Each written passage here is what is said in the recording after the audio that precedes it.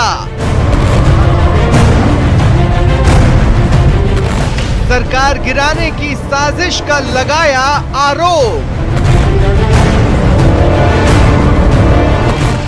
CM के निशाने पर गृह मंत्री अमित शाह। हमारे विधायकों की जो मुलाकात हुई अमित शाह से, वहां पर धर्मेंद्र प्रधान बैठे हुए थे, जाफर इस्लाम जो भी मेंबर पार्लियामेंट बन गए राज्यसभा के बीजेपी के, जो शिंदे को भी ले गए थे बीजेपी के अंदर, वो बैठे हुए थे और हमारे विधायक बैठे हुए थे। सीएम बोले कांग्रेस विधायकों ने खोली पोल।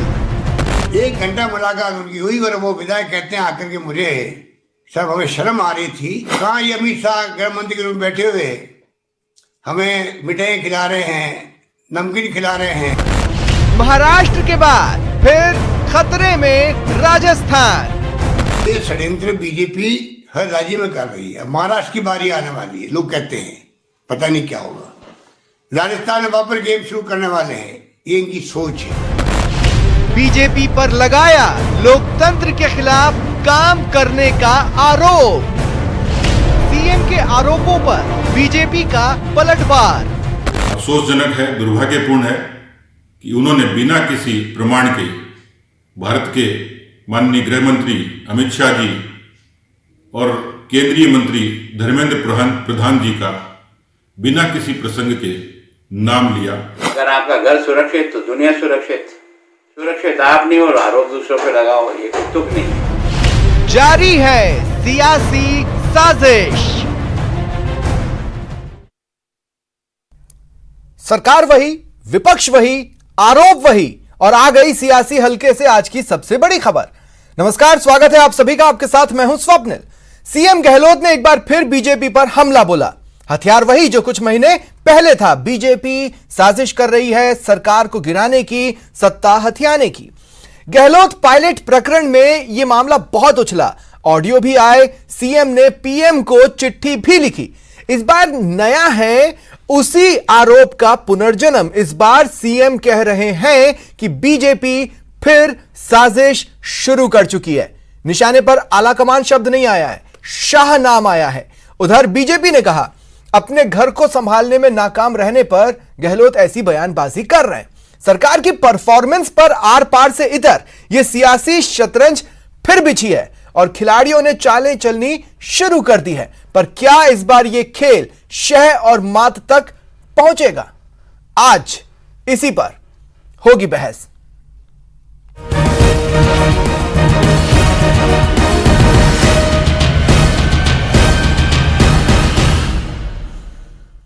और मेरे साथ एक गेस्ट पैनल जुड़ा हुआ है। कांग्रेस नेता आरसी चौधरी जुड़े हुए हैं, पत्रकार वरिष्ठ पत्रकार ओम सैनी जी जुड़े हुए हैं और साथ ही मेरे साथ फोन लाइन पर इस वक्त नेता प्रतिपक्ष गुलाबचंद कटारिया जी हैं। आप सभी का स्वागत है न्यूज 18 राजस्थान पर। गुलाबचंद कटारिया जी, आपसे शुरुआत करना चाहता हूं और मैं कहना चाहता हूं, एक बात तो है, प्रदेश चाहे जो हो, सरकार चाहे जिसकी हो, आप डरा कर तो सबको रखते हैं। निश्चित रूप से देखो क्या है कि इस समय बेमौसम बारिश होने का कोई कारण होना चाहिए। न तो कोई ऐसी स्थिति है न कुछ नहीं। इसका मतलब जिस आश्वासन के आधार पर इन्होंने पिछली सरकार जो गिर रही थी उसको बचाने का जो प्रयास किया और लोगों को जो आश्वासन दिया और जिस प्रकार के संगठन ने भी इनको आश्वस्त किया था पायलट को, उसकी कहीं पूर्ति होती दिखी नहीं। तो अंदर ही अंदर जो असंतोष है, उस असंतोष को किसी कार्य रूप में परिणित हो तो ये इसका आरोप किसी दूसरे पे थोपने का बहाना बनाने का दृष्टि से आज ये स्टेटमेंट उन्होंने दिया है कि हम सरकार कैसे गिरा सकते हैं। हमारे पास तो एक की डेथ होने के बाद 71 सीट रह गई, हम तो सरकार नहीं बना सकते।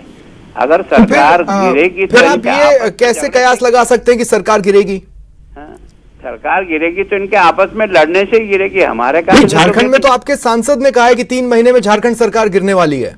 देखो ऐसा है कि मैं राजस्थान के बारे में कह रहा हूँ, मैंने भी कहा 6 महीने में सरकार गिरेगी। उसका कारण ये था कि इनके अंदर जो आश्वासन देकर के सरकार को आगे बढ़ाने का प्रयास किया, वो अंदर लावा उबल रहा है, वो लावा फटेगा। जिस दिन भी ये कैबिनेट का विस्तार करेंगे, इन्होंने कईयों को आश्वस्त किया था हम बनाएंगे, तो वो असंतोष फटेगा एक दिन और ये संख्या की गणित के हिसाब गुलाब से चंद जी, निश्चित रूप से सरकार गुलाब को चंद जी, लेट मुझे हो गई। एक सवाल का जवाब और चाहिए आपसे।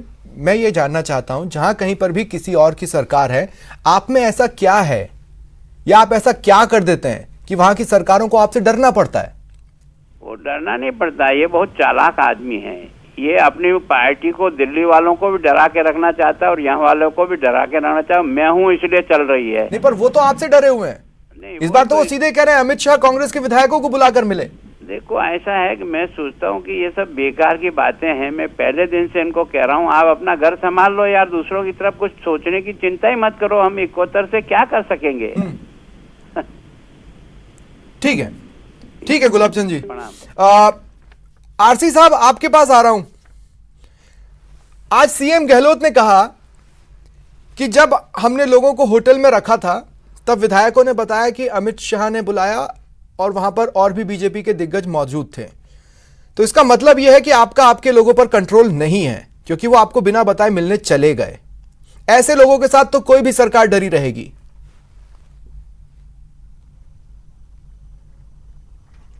स्वपन जी, मैं आपके प्रश्न का जवाब दूंगा, लेकिन आप ये भली भांति जानते हैं, क्योंकि हम सब एक ही उत्तरी भारत के जिस प्रांत से आते हैं, हम एक व्यक्ति की नजर से और उसकी चाल से बता देते हैं कि इसका झुकाव या चरित्र क्या रहा होगा। भारतीय जनता पार्टी 2014 में इस देश के अंदर जब पूर्ण बहुमत की सरकार बनी, सबसे पहले उन्होंने लोकतंत्र की हत्या की 2016 के अंदर अरुणाचल में, जहां पे 60 सदस्य जो विधानसभा थी उसमें से मात्र 11 सदस्य जीत के आए थे इनके, और इन्होंने हत्या की।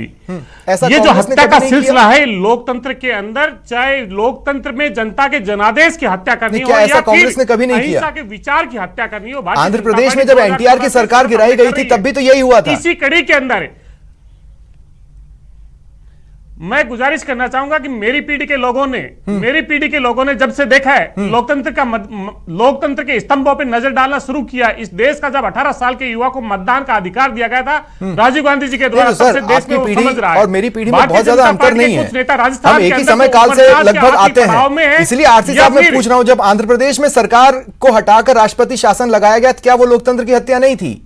वहां पर चुनी हुई सरकार थी, बहुमत में थी, कांग्रेस ने डिसाइड किया कि नहीं राष्ट्रपति शासन लगाएंगे। एनटीआर दौड़ते हुए आए विदेश से कि नहीं साहब मेरे पास बहुमत है, देखो मैं राष्ट्रपति भवन में उनको चलवा रहा हूं, आपके सामने नंबर्स हैं, लेकिन राष्ट्रपति शासन लगा। स्वपन जी, जिस घटना का आप जिक्र कर रहे हैं, देश के अंदर राष्ट्रपति शासन लगना, ये तमाम जो चीजें हैं वो एक संवैधानिक ढांचे के अंतर्गत होती है, संविधान की धारा के अंतर्गत होती है, आर्टिकल के तहत होती है। लेकिन जब जनता का जनादेश मिला, आपको विपक्ष में बैठने का जब जनादेश मिला है, उस जनादेश के बावजूद आप वहां पे सत्ता की कुर्सी पे बैठना चाहते हैं। अब कम से कम सरकार इतना बोलने के बाद ये तो बता दें कि आपके लोगों पर कंट्रोल है। गहलोत साहब को ये पता चला कांग्रेस विधायक अमित शाह से मिलने गए, जब उन विधायकों को होटल में रखा, उनको यह क्यों नहीं पता था, उनको बताकर क्यों नहीं गए लोग कि हम जा रहे हैं अमित शाह से मिलने? आपके कंट्रोल में नहीं है क्या कांग्रेसी? देखिए, राजस्थान के स्वपन जी, राजस्थान के लोग गहरे कुएं का पानी पीते हैं। राजस्थान के जो कांग्रेस के विधायक हैं वो भारतीय जनता पार्टी के चरित्र को समझने के लिए गए, तभी तो हमें पता चला ना, तभी तो हमारे नेताओं को बताया ना किस प्रकार के लोभ लालच प्रलोभन और किस प्रकार के षड्यंत्र रचते हैं लोकतंत्र की हत्या के लिए। उन्होंने नाप तोल कर कांग्रेस में रुकने का फैसला लिया। जो प्रयास होते हैं उनकी क्लास हमारे तो लगती नहीं, इसलिए जहां पे लगती है वहां पे जाके उन्होंने पता किया, और पता करने से आज पता चला तो लोकतंत्र की सरकार बची ना राजस्थान के अंदर। इसलिए भारतीय जनता पार्टी के नेता से पूछिए, नेता प्रतिपक्ष है, कद्दावर नेता है, वरिष्ठ नेता है, क्या उम्र के आखिरी पड़ाव में वो लोकतंत्र की हत्या करना चाहते हैं? ठीक है आरसी साहब, मैं आगे आपके पास आता हूं। ओम सैनी जी, मैं आपके पास आ रहा हूं। अब मुझे कांग्रेस से एक शिकायत हमेशा रहेगी, आधी अधूरी जानकारी क्यों देते हैं? मतलब आरोप अभी कुछ दिन पहले भी लगा रहे थे, लेकिन सबूत बताने को तैयार नहीं थे। फिर वो तो एकाएक कुछ ऑडियोज हवा में आ गए और हमें भी उस न्यूज में कुछ सबूत दिखाने का मौका मिल गया। इस बार भी एक तरह से आरोप ही तो लगाया है, बड़ी बात बोली, बड़ा वार किया, लेकिन है तो आरोप ही। सरकार ये कैसे कर सकती है? सबूतों के साथ सामने आए ना भाई, आप सरकार हो।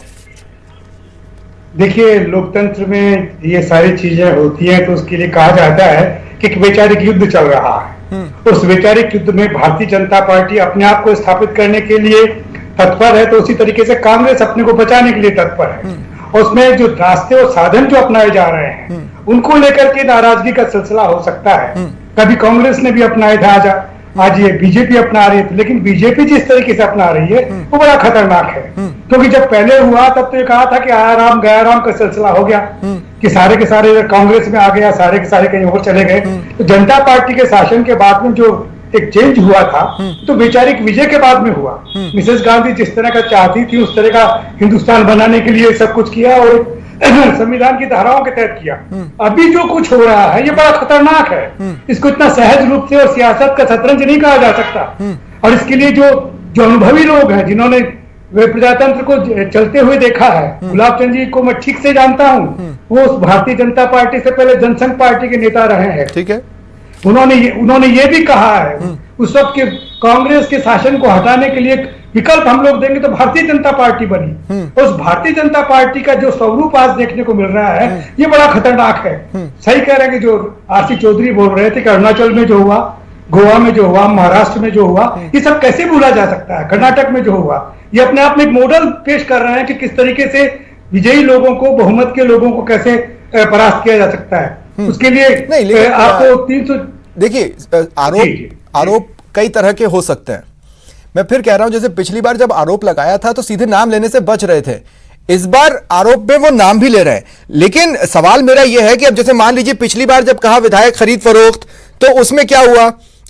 एफआईआर जो एसओजी ने की वो 28 दिन बाद बंद कर दी। एसओजी ने कहा कि कोई मामला नहीं बन रहा है, अब एसीबी बाकी देखेगी। भरत मलानी, संजय जैन पर जो थी तो उन्होंने कहा इस पे आरोप नहीं बन रहा है लेकिन एसीबी भ्रष्टाचार की जांच कर ले। इसलिए मैं पूछ रहा हूं कि सरकार को क्या सबूतों के साथ सामने नहीं आना चाहिए? ठीक बोल रहे हैं स्वप्निल, आप ठीक बोल रहे हैं। मैं ये कह रहा हूं कि कांग्रेस जो इस तरीके से अपने यहाँ के अप्रतिबद्ध लोगों को, अवसरवादी लोगों को, महत्वाकांक्षी लोगों को सबक सिखाने के बजाय, अनुशासन की कार्रवाई करने के बजाय उन्हें अगर पनाह देती है अपना बहुमत बनाए रखने के लिए, तो ये उस दल के लिए अपने आप में बड़ा खतरनाक सिलसिला है। ये भारतीय जनता पार्टी के लिए एक वक्त में लाभ का सिलसिला हो सकता है, लेकिन कांग्रेस के लिए बड़ा खतरनाक सिलसिला के जो अनुशासनहीन है, जो महत्वाकांक्षी है और महत्वाकांक्षाओं के लिए अपने विचार, अपना सारा अनुशासन तोड़ सकते हैं, ऐसे लोगों को दंडित किया जाना चाहिए। और उनके बारे में बोलने से बचना अपने आप में कायरता नजर आती है। ठीक है, ठीक है। ओम सैनी जी, मैं आगे आपके पास आऊंगा। अनिता भदेल जी मेरे साथ जुड़ चुकी हैं, बीजेपी का कद्दावर चेहरा है। अनिता भदेल जी, स्वागत करता हूं आपका न्यूज 18 राजस्थान पर। मुझे ये बताइए कि आज जब एक राज्य का मुख्यमंत्री ये कह रहा है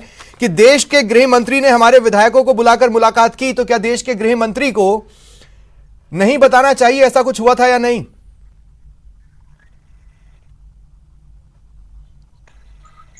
मैं देखिए आपको बताना चाहती हूँ कि कांग्रेस के जो मुख्यमंत्री अशोक गहलोत जी है राजस्थान प्रदेश में, वो हमेशा अपनी गलतियों को ढकने के लिए बीजेपी पर या बीजेपी के नेताओं पर आरोप लगाते आए हैं। पर आप इतने सॉफ्ट टारगेट नहीं आरोप, इसी सिलसिले में ये आरोप उन्होंने नया भी लगाया है, क्योंकि सॉफ्ट टारगेट नहीं है, क्योंकि वो चाहते हैं कि हम किसी तरह से अपनी जो गड़बड़ियां हैं वो गड़बड़ियां दूसरों की बातें डाल दें।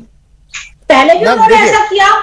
देखिए, मैं आपको एक कहानी बताता हूं अनिता जी, पूरी उम्मीद है आपने भेड़िया आया वाली कहानी सुनी होगी, हाँ, है ना? भेड़िया आया वाली कहानी में इतनी बार भेड़िया आया बोला कि जब असली में भेड़िया आया तो कोई बचाव के लिए आया नहीं।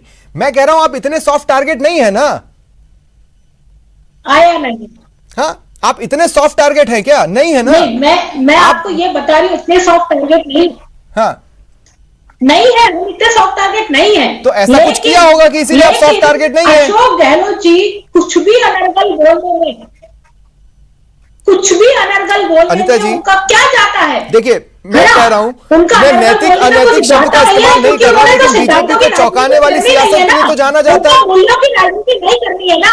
हाँ, मैं ये कह रहा हूं, मैं नैतिक अनैतिक शब्द का इस्तेमाल नहीं कर रहा, लेकिन बीजेपी को चौंकाने वाली राजनीति के लिए तो जाना जाता है। मैं आपको यही कह रही हूं कि अशोक गहलोत जी को अपनी सरकार बचाने के लिए वो किसी पर भी आरोप मढ़ने के लिए तैयार है, क्योंकि केंद्र में उनका नेतृत्व जिस तरह से ढुलमुल तरीके से कार्य कर रहा है, उनको लगता है कि बीजेपी के केंद्रीय नेताओं पर आरोप उछालने से यदि लोग हमारे ऊपर सॉफ्ट कॉर्नर से, सॉफ्ट नजरिए से देखेंगे तो उसका फायदा हमें मिलेगा। और इसी वजह से वो बार-बार ठीक है, लेकिन आपने मुझे ये नहीं बताया कि अमित शाह जी को सामने आकर बताना चाहिए या नहीं। ठीक है अनिता जी, मैं आगे आपके पास आता हूं। आरसी साहब, मैं अब आपके पास आ रहा हूं। आरसी साहब, मैं ये कह रहा हूं कि जिस राज्यसभा चुनावों के वक्त और सियासी संकट के दौर में ये कहा जा रहा था कि बीजेपी कांग्रेस के विधायकों की खरीद फरोख्त कर रही है, उसी दौर की बात कांग्रेसी विधायक महेंद्रजीत मालविया भी एक वीडियो में करते दिखाई दिए। आप समझ गए होंगे, आगे तो सवाल की जरूरत ही नहीं है।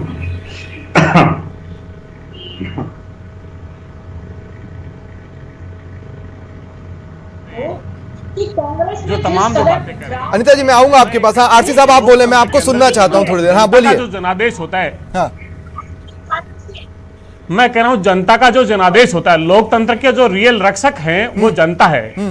अशोक गहलोत जी ने आज कांग्रेस पार्टी के कार्यालय का उद्घाटन करते हुए जनता को यह कहा कि लोकतंत्र पे जो आपने आपने जो जनादेश दिया था उस पे किस प्रकार से राजनीतिक दल हमला कर रहे हैं। नहीं ये सीधी बात कही। मैं आपसे ये पूछ रहा हूं, राजस्थान के अंदर अमित शाह जी ने कहा था ये अंगद का पांव है, 180 सीट लेके आएंगे। 180 सीट नहीं आई तो उन्होंने दूसरा रास्ता अपनाया कि जनता ने जो जनादेश दिया उसको कैसे तोड़ा जाए। स्वप्न जी क्या है कि आप बीच में बोल पाते हैं, अपन दूर से डिबेट कर रहे हैं इसलिए आपका पर्सन इंटरप्ट हो जाता है। मेरे को जैसे ही रोक दें आप, चाहे मेरी स्पीच साउंड को बंद कर दें या नहीं आप जानते हैं मुझे, मैं किसी को म्यूट नहीं करता, मैं खुला डिस्कशन पसंद करता हूं। मैं गुजारिश ये करना चाहता हूं कि मेरे सवाल पर जवाब आए, बेहतर होगा। मैं सीधी सी इतनी सी बात करना चाहता हूं, हम लोकतंत्र के अंदर प्रतिपक्ष का सम्मान करते हैं। हम राजस्थान के अंदर भारतीय जनता पार्टी को प्रतिपक्ष का जनादेश मिला है।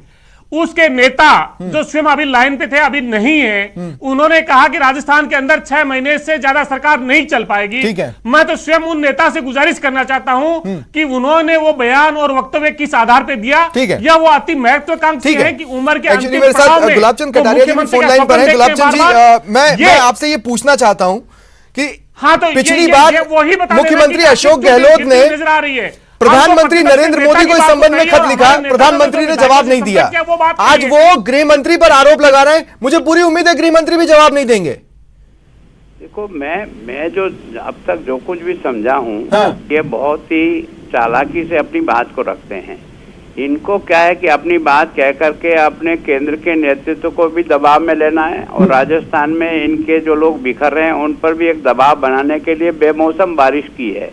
मैंने जो कहा था वो बिल्कुल इस तथ्यों के आधार पे कहा कि जिन बातों के आधार पे इन्होंने विधानसभा में अपना बहुमत साबित करने के लिए जो लोगों को आश्वस्त किया था वो आश्वस्त पूरे नहीं हो रहे हैं। उसके कारण से उनके अंदर ही अंदर लावा तैयार हो रहा है, और तैयार लावा कभी भी फटेगा, क्योंकि जिस पार्टी संगठन के बारे में कहा वो कुछ नहीं हुआ। गुलाबचंद जी आपका मेरे साथ जुड़ने के लिए और अपनी बात को रखने के लिए, लेकिन आरसी साहब आप मेरे साथ रहे, ओम सैनी जी आप मेरे साथ रहे, अनिता भदेल जी भी मेरे साथ रहे, अमित शाह मिले, आप नाम बताइए ना, आपके पास कौन लोग मिले?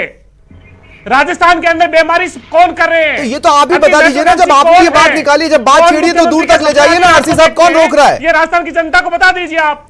अरे जब बात निकाली है तो छेड़ ही दिए तो दूर तक ले जाइए ना। आप ही बता दीजिए कौन कौन विधायक मिले, कौन मना कर रहा है? देखिए हम तो कह रहे हैं कि हमारे जो विधायक हैं वो इस भारतीय जनता पार्टी के प्रोपेगेंडे को फैल किया है और आगे फैल करेंगे, और कांग्रेस के नेता एकजुट हैं, राजस्थान की जनता के जनादेश का सम्मान करेंगे, लेकिन हम तो सम्मान प्रतिपक्ष का भी करते हैं। ठीक है, ठीक है, लोकतंत्र में ठीक है आरसी साहब, हिस्सा है। ठीक है, प्रतिपक्ष ने नेता ने स्वयं ने अपने श्रीमुख से कहा है, ठीक है, तो वो बताएं उनसे कौन लोग मिले थे। ठीक है। और ओम सैनी जी, ओम सैनी जी मेरा सवाल आपसे ही होना था, लेकिन अब अनिता भदेल जी बड़ी इंटरेस्टिंग बात है, कांग्रेस नहीं बताएगी कोई विधायक मिलेंगे या नहीं। मेरा सवाल आपसे यही था, अमित शाह बताएंगे कि उन्होंने बुलाया था या नहीं? अनिता जी से पूछ रहे हो ना? हाँ हाँ अनिता जी, मैं आपको ये बताना चाहती हूँ कि ये बार बार ये आरोप लगा रहे हैं। पहले बताया कि केंद्रीय नेतृत्व बदलना चाहता है, राजस्थान की सरकार को गिराना चाहता है। अब ये 3 महीने बाद 4 महीने बाद अमित शाह जी का नाम लेकर के बोल रहे हैं, अभी 2 महीने बाद किसी और नेता का नाम लेकर के बोलेंगे। जी आपका कॉन्फिडेंस जो है ना, मतलब बीजेपी का जो कॉन्फिडेंस है वो संदेह क्रिएट करता है। देखिए आप 2018 से कह रहे हैं सरकार जाने वाली है, झारखंड में नवंबर की शुरुआत में बीजेपी के सांसद ने कह दिया 3 महीने रुकिए, झारखंड से सरकार जाने वाली है। ये कॉन्फिडेंस किस बेसिस पर लाते हैं? मेरी बात को पूरा कर लेने दीजिए। हाँ बोलिए। अभी गुलाबचंद कटारिया जी ने जो बात कही कि ये अपने लोगों को संतुष्ट नहीं कर पा रहे हैं, अपने लोगों को साथ लेकर के नहीं चल पा रहे हैं, वो उनकी प्रॉब्लम है। पायलट जी का इतना बड़ा प्रकरण जब चुनाव हुए थे, वो उनकी प्रॉब्लम है। मैं आपको बैक में ले जाना चाहती हूँ, बैक हिस्ट्री में ले जाना चाहती हूँ। अच्छा बताइए। हुए थे तब भी 2 महीने तक मुख्यमंत्री नहीं बन पाया था राजस्थान प्रदेश का। उस समय भारतीय जनता पार्टी नहीं थी भाई, आपके आपका भी प्रदेश अध्यक्ष लगभग 72 दिन नहीं बन पाया था। कांग्रेस पार्टी में से कौन तो पार्टी में कुछ गड़बड़ थी। खैर, सीएम और प्रदेश अध्यक्ष के बीच में मैं क्या कंपैरिजन करूं। बहरहाल ओम सैनी जी, मैं चाहता हूं कि मैं ओम सैनी जी, मैं आपके पास आ रहा हूं और मैं फिर उस बात को लेना चाहता हूं। देखिए, सरकार गिराने की साजिश हो रही है या नहीं हो रही है, इसका सबूत जो दो धड़े दे सकते हैं वो नहीं देने वाले हैं। सिंपल। हाँ, बिल्कुल ठीक है, बिल्कुल ठीक कह रहे हो स्वप्निल।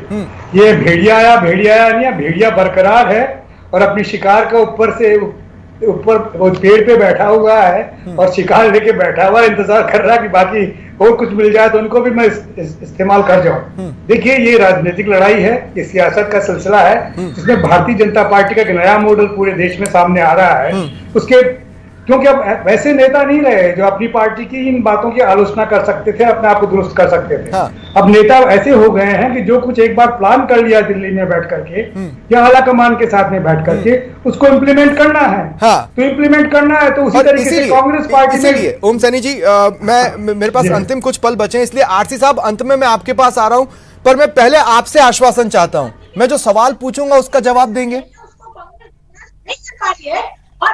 बिल्कुल ठीक है आरसी साहब, मैं ये कह रहा हूँ, पिछली बार आपने तमाम बातें की लेकिन निष्कर्ष तक नहीं पहुंचा पाए। इस बार आप फिर वही बात निकाल रहे हैं, निष्कर्ष तक पहुंचा पाएंगे? है कुछ आपके पास? निष्कर्ष यही है कि कांग्रेस के लोगों को सजग रहना है, लोकतंत्र के हत्यारों से लोकतंत्र को बचाना है, जनता के जनादेश का सम्मान करना है। ये कांग्रेस के हर कार्यकर्ता और हर नेता का कर्तव्य है और कांग्रेस का हर व्यक्ति आज सजग है। मैं कह रहा हूं कि कोई साजिश करता है और लोकतंत्र की हत्या करता है तो सबूतों के साथ आप उसको सामने लाकर बेनकाब कर जेल में क्यों नहीं डलवाने की व्यवस्था करते हैं? देखिए लोकतंत्र की हत्या जिस प्रकार से मध्य प्रदेश में की, जिस प्रकार से राष्ट्रपति शासन हटा के महाराष्ट्र के अंदर जनता राष्ट्रपति शासन में सोई और रात को गवर्नर ने शपथ दिला दी, उसको किस प्रकार से लाया जाएगा? लोकतंत्र की हत्या का तरीके जो है वो ऐसे है कि सबूत के साथ में नहीं, वरना तो सलाखों के पीछे जाए। लोकतंत्र की हत्या तो कांग्रेस ने किया ना, वहां पे दल बदल कानून लेके आए ना। ये जिस पार्टी के साथ जाकर के आप वोट मांगने गए थे, जिस पार्टी के विरोध में आपने वोट मांगा था, उसी पार्टी के साथ जाकर के आपने चुनाव जीता है। ये जनता के साथ इतना बड़ा धोखा अनिता जी उस पार्टी के साथ आपने किसके खिलाफ अनिता जी, अहिंसा के हत्यारे, अहिंसा के विचारों के हत्यारे हो गए हैं और लोकतंत्र में जिन्होंने जनादेश का सम्मान नहीं किया वो जनता के जनादेश के हत्यारे हो रहे हैं। नहीं 2 सेकंड, जो अनिता जी ने पॉइंट बोला उस पर मैं क्रॉस करना चाहता हूं। अनिता जी, मैं ये बोल रहा हूं कि इस चुनाव में तो नहीं, लेकिन इससे पिछले बिहार चुनाव में जदयू ने आपके अगेंस्ट जाकर चुनाव लड़ा और फिर आपने उनके साथ 3-3.5 साल सरकार चला ली। तब जनादेश का क्या था?